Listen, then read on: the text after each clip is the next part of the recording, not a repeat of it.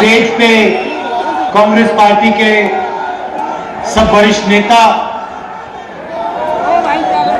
हमारे प्यारे कार्यकर्ता, अंकल जी, भाइयों और बहनों, अरे अंकल जी हट जाओ, प्रेस के हमारे मित्रों, हरियाणा के युवा, किसान, मजदूर, छोटे व्यापारी, माताएं और बहनों, भैया भैया, आप सबका आज यहाँ मैं बहुत स्वागत करता हूँ, दिल से स्वागत करता हूँ।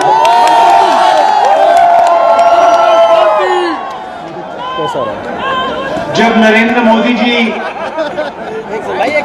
2014 का चुनाव लड़ रहे थे, जब वो 2019 का चुनाव लड़ रहे थे, तो उन्होंने एक नारा दिया था, आपको याद होगा, कांग्रेस मुक्त भारत। याद है आपको? याद है ना? ये कांग्रेस जो है, ये एक संगठन नहीं है, ये एक राजनीतिक दल नहीं है, ये एक सोचने का और जीने का तरीका है। एक तरफ आरएसएस और बीजेपी और दूसरी तरफ कांग्रेस पार्टी, ये दो सोचने और जीने के तरीके हैं। बीजेपी और आरएसएस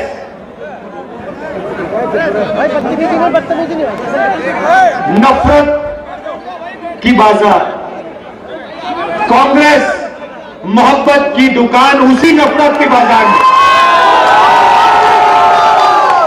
तो नरेंद्र मोदी जी अपने संगठन को समझ लिए, नफरत, हिंसा और डर जो आरएसएस और बीजेपी के लोग फैलाते हैं, उसको नरेंद्र मोदी जी समझ गए। मगर कांग्रेस पार्टी को, कांग्रेस की सोच को, कांग्रेस की विचारधारा को नरेंद्र मोदी नहीं समझ पाए, क्योंकि इस देश से मोहब्बत को कोई भी नहीं मिटा सकता। ये हजारों साल से कोशिश कर रहे हैं। भाइयों और बहनों, ये लड़ाई नई नहीं है। ये मत सोचिए कि कांग्रेस पार्टी और बीजेपी के बीच में लड़ाई चल रही है, ना। ये इस धरती पर हजारों सालों से यही लड़ाई चल रही है। वो नफरत फैलाते हैं, हम मोहब्बत फैलाते हैं। वो हिंसा करते हैं, वो हिंसा फैलाते हैं, हम अहिंसा फैलाते हैं। वो डरते हैं, हम नहीं डरते हैं। ये फर्क है। अब देखिए, जब भी हमारी सरकार होती है, हम डर को मिटाने की कोशिश करते हैं। नहीं नहीं नहीं नहीं, नफरत की झोपड़ी में आग नहीं लगाई। हम आग लगाने का काम कभी नहीं कर सकते हैं। हाँ, नफरत भाई, नफरत मोहब्बत से ही कटती है। आप देखो, आप देखो, आप देखो, मजे की बात मैं आपको सुनाता हूं। नरेंद्र मोदी जी ने हजारों करोड़, सुनो सुनो, देखो, मैं तपस्या और मोहब्बत की बात आपको समझा देता हूं, बता देता हूं, और आप सब इसको समझोगे। नरेंद्र मोदी जी ने 6, 7, 8 साल हजारों करोड़ रुपए मुझे और कांग्रेस पार्टी को बदनाम करने में लगा दिए। मैंने एक शब्द नहीं बोला। जितने भी उन्होंने मेरे बारे में झूठ बोला, मैंने एक शब्द नहीं बोला, मैंने कभी जवाब नहीं दिया, मैं चुप रहा। आपने देखा होगा मेरे बारे में जो भी कहते थे, मैंने कभी नहीं कहा, मैंने अपने आप को बचाने की कभी कोशिश नहीं की। मैंने कभी नहीं कहा ये गलत बोल रहे मेरे बारे में। आप देख लो, मीडिया देख लो, 8 साल मैंने एक शब्द नहीं बोला। और फिर एक महीने में इनके हजारों करोड़ रुपए को जला दिया मैंने। क्यों? क्योंकि मेरे पूरे देश को दिखा कि इस व्यक्ति के दिल में, इस देश के लिए, इस तिरंगे के लिए, किसानों के लिए, मजदूरों के लिए सिर्फ मोहब्बत है और कुछ है ही नहीं। उन्होंने पहले कहा कि ये यात्रा 2-3 दिन चलेगी। हम कन्याकुमारी से निकले, मैंने कहा, प्रेस के मित्रों कहा, मगर ये मित्रों का काम नहीं करते हमारे साथ।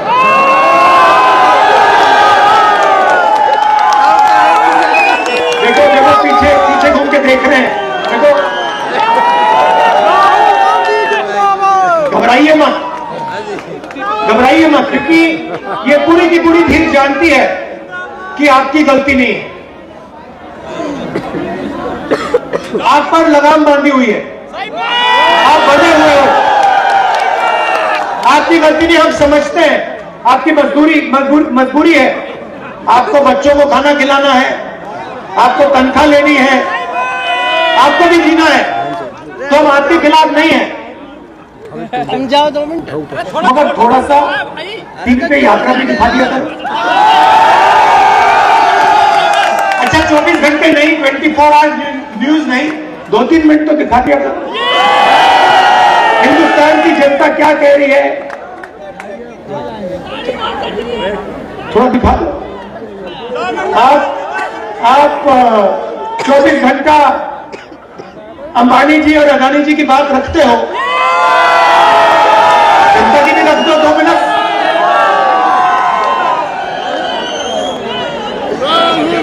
तो कहा 3 दिन चलेगी यात्रा, 3 दिन देखा तो 3 दिन चलेगी। फिर हम केरला आए, सुनो, फिर हम केरला आए। केरला में कहते हैं, केरला में कांग्रेस मजबूत है भाई फोटोग्राफर। कर्नाटक में बीजेपी की सरकार है, वहां पे यात्रा फ्लॉप होगी। ठीक है, हमने कुछ नहीं कहा। कर्नाटक में आए, कर्नाटक में केरला से ज्यादा बड़ा तूफान।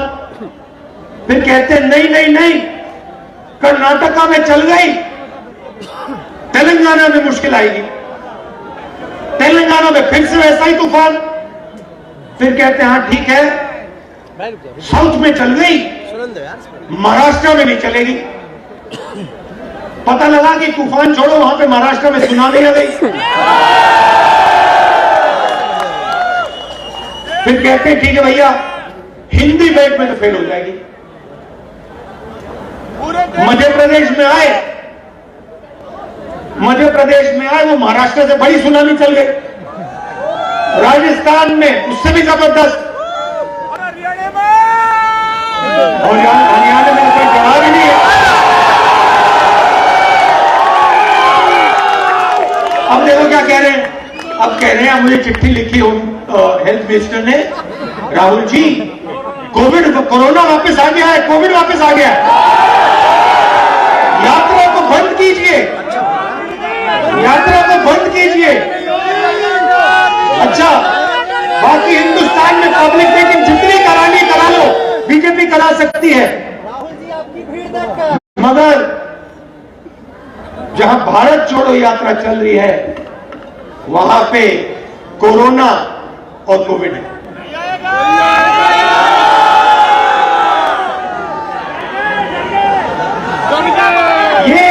देखिए, ये कांग्रेस पार्टी की हुड्डा जी ने कहा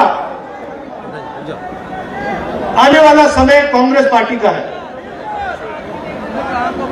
मैं उसको थोड़ा बदलना चाहता हूं। ये जो कांग्रेस पार्टी है, ये आपका औजार है, ये आपका हथियार है। किसका? किसानों का, मजदूरों का, छोटे व्यापारियों का, युवाओं का, ये उनका हथियार है। आवाज नहीं आ रही है, देखियो तो आने वाला समय कांग्रेस पार्टी का नहीं होगा, बटन तब क्या आने वाला समय हरियाणा की जनता का, किसान का, मजदूर का होगा। जरूर कांग्रेस पार्टी आपके साथ खड़ी होगी, मगर समय कांग्रेस पार्टी का नहीं, आपका होगा। 3,000 किलोमीटर भाइयों और बहनों में चला हूं, बारिश में, गर्मी में, सर्दी में, हजारों लोगों से बात की, किसानों से, मजदूरों से, युवाओं से। युवाओं से पूछता हूं, क्या पढ़ा तुमने? भाई कोई बात नहीं, कहते हैं बन जाएंगे आपके। इंजीनियरिंग की, कोई कहता है डॉक्टर बनना चाहता हूं, कोई कहता है मैंने आईएएस की तैयारी की। आदत होने लगे। फिर मैं पूछता हूं, कोई बात इंजीनियर बनना था, अब क्या कर रहे हो? कहते हैं पकौड़े तल रहे हैं,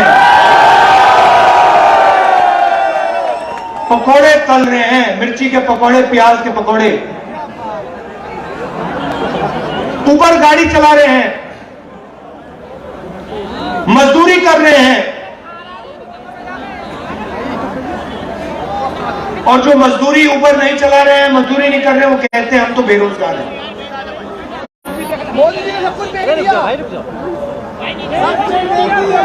गलतफहमी में हो, मोदी जी ने नहीं किया। जैसे मैंने कहा ना, इनके पीछे लगाम लगी है, वैसी ही लगाम प्रधानमंत्री जी के पीछे भी लगी हुई है।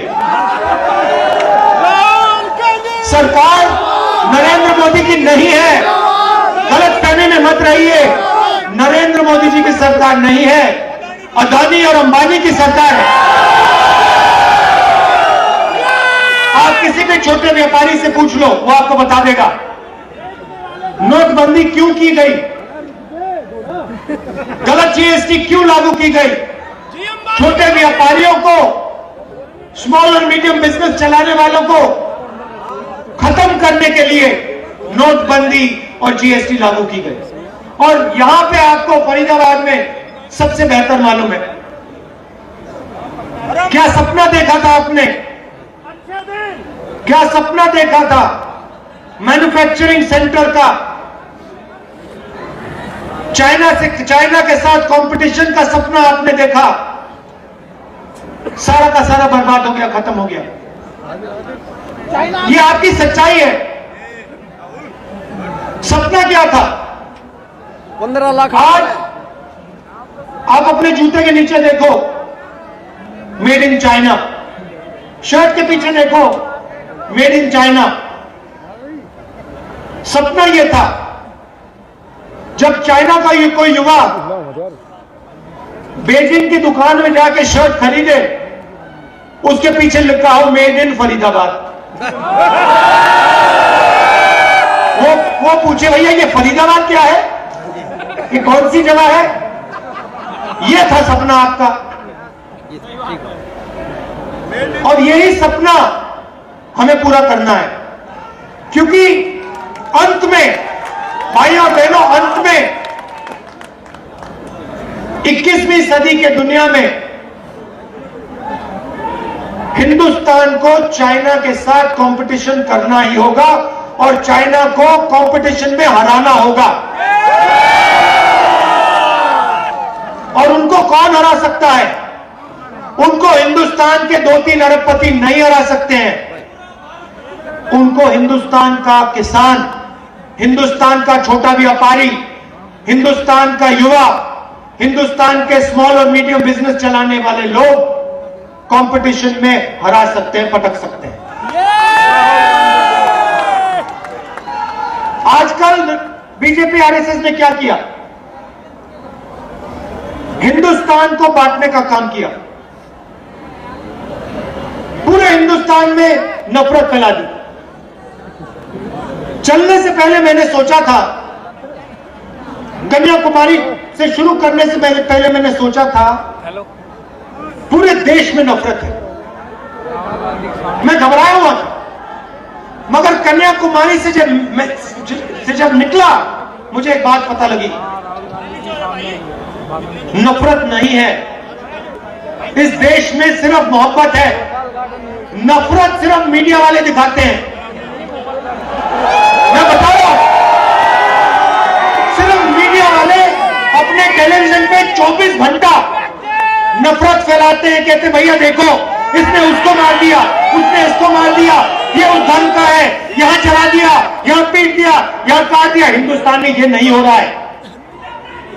चुने हुए लोग नफरत फैला रहे हैं, मगर हिंदुस्तान का आम नागरिक, हिंदुस्तान का आम किसान, हिंदुस्तान का युवा मोहब्बत की बात कर रहा है, एक साथ चलने की बात कर रहा है, हाथ मिलाकर आगे बढ़ने की बात कर रहा है। यात्रा को देखिए, 3000 किलोमीटर चले हैं। फोन धर दे यार। ये छोटा सा हिंदुस्तान है, नदी जैसा है, इसमें हर धर्म के लोग हैं। आपने टीवी पे नहीं देखा होगा, मगर इंटरनेट पे देखा होगा। इसमें हिंदू, मुस्लिम, सिख, ईसाई सारे के सारे चल रहे हैं, हर जात के लोग चल रहे हैं। इसमें अमीर लोग चल रहे हैं, गरीब लोग चल रहे हैं, किसान, मजदूर, हर भाषा बोलने के लोग चल रहे हैं। और आपको इस यात्रा में नफरत नहीं दिखाई देगी। आप पूछिए, इस यात्रा में आप पूछिए, किसी से पूछिए, क्या इस यात्रा में आपसे आपका धर्म पूछा गया? क्या इस यात्रा में आपकी जात पूछी गई? क्या आपको धमकी दी गई? क्या आपको मारा गया? नहीं, सिर्फ मोहब्बत और इज्जत। और इस यात्रा में कोई गिरता है, अगर इस यात्रा में कोई गिरता है, भीड़ में गिर जाते हैं लोग, तो एकदम सारे के सारे लोग बिना पूछे एकदम उस व्यक्ति को उठा लेते हैं। हमारे पीसीसी प्रेसिडेंट से आप पूछ लीजिए, कल ये गिरे, मैंने देखा जैसे ये गिरे 5 लोगों ने इनको उठा दिया। किसी ने ये नहीं पूछा भैया तुम्हारा धर्म क्या है, तुम्हारी जात क्या है, तुम अमीर हो या गरीब हो, स्त्री हो या पुरुष, नहीं, एकदम उठा लिया। तो यही है हिंदुस्तान। ये यात्रा के अंदर हिंदुस्तान है, मोहब्बत है। और ये यात्रा कन्याकुमारी से श्रीनगर तक, ये तिरंगा दिखाओ, इसको जरा थोड़ा इसको, ये इसको हम जाके श्रीनगर में लहराएंगे।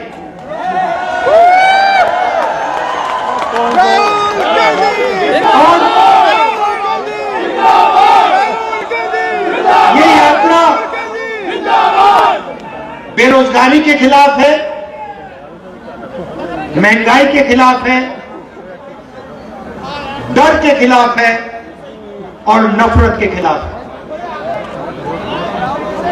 पिछले सालों में आप इनकी सब पॉलिसीज देख लीजिए, यूपीए की पॉलिसीज देखिए। मैं आपसे पूछता हूं, मनरेगा ने डर मिटाया? डर मिटाया मनरेगा ने मजदूरों के दिल में? जब हमने किसानों की कर्जा माफी की, डर मिटाया? जब जमीन अधिग्रहण बिल लाए, डर मिटाया? मिटाया? नोटबंदी ने डर मिटाया? गलत जीएसटी ने डर मिटाया? कोविड के समय इन्होंने जो किया उससे डर मिटा? जब किसान को बीमा नहीं मिलता डर मिटता है? ये तो इनकी सारी की सारी पॉलिसीज, बेरोजगारी से डर मिटा? इनकी सारी की सारी पॉलिसीज डर फैलाने की पॉलिसीज है। ये चाहते हैं कि किसान, मजदूर, युवा सबके दिल में डर हो। क्योंकि वो उस डर को नफरत में बदलते हैं। अगर इस देश में डर नहीं है तो इस देश में नफरत नहीं हो सकती। आप सोचो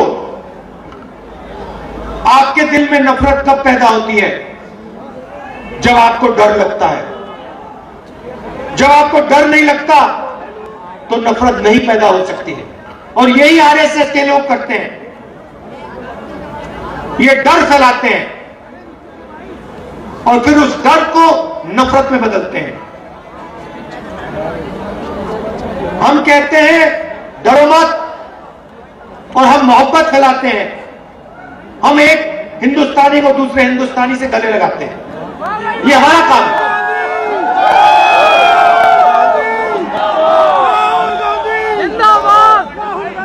आपने इतना प्यार दिया। देखिए, आसान काम नहीं है। मैंने सोचा था जब कन्याकुमारी से निकले, सभी यात्रियों ने सोचा भाई 3600-700 किलोमीटर आसान काम नहीं है।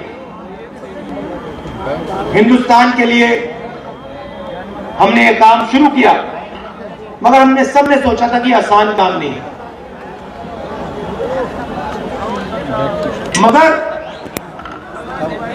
10 दिन में अजीब सी बात होनी शुरू हो गई। हम सुबह उठते, आमतौर से आदमी सुबह उठता है, फ्रेश होता है ना, जगने के बाद फ्रेश होता है और शाम को थोड़ी थकान आ जाती है, सही ना? अजीब सी बात यह थी कि हम 5 बजे उठे, 7-8 घंटे चले और शाम को कोई थकान नहीं। आप किसी भी यात्री से पूछ लो, किसी को थकान नहीं हो रही। आप मेरा चेहरा देखो, क्या आपको लग रहा है, मेरे चेहरे पे लग रहा है कि मैं 3000 किलोमीटर चला ना? क्यों? क्योंकि आपने अपनी शक्ति हमें दी। हम अपनी शक्ति से नहीं चले, हम अपनी शक्ति से नहीं चले हैं। हम आपके प्यार और आपकी शक्ति प्रयोग करके चले हैं। आपने हमें चलाया है, तो इसके लिए मैं आपको दिल से धन्यवाद करना चाहता हूं। राहुल गांधी, लाखों करोड़ों लोग आए, हर स्टेट में आए, हर जात के लोग, हर धर्म के लोग, गरीब लोग, अमीर लोग, माताएं बहनें, सब आए। सब ने अपना प्यार दिया, मदद की। किसी को चोट लगी, पट्टी की, चाय पिलाई, खाना दिया। हिंदुस्तान ने हमारी मदद की है और हम इसको कभी नहीं भूलेंगे, पूरी जिंदगी भर नहीं भूलेंगे। और जो आपने हरियाणा में हमारा स्वागत किया, जबरदस्त स्वागत आपने हमारा किया, इसको हम कभी नहीं भूलने वाले।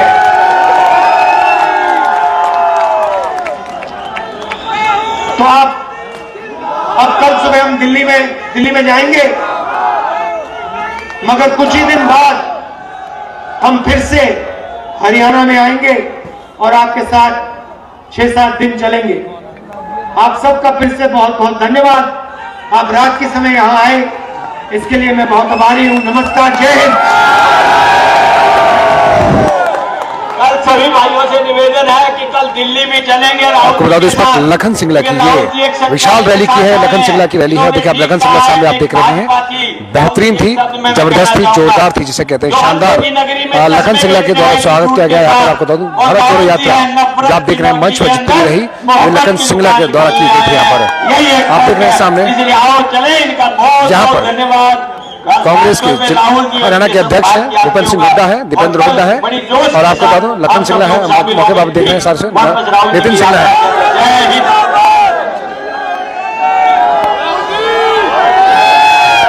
राहुल, जब आप बताओ, राहुल गांधी इस वक्त कल दिल्ली के लिए निकलेंगे। आज फैजाबाद में ही रुकेंगे,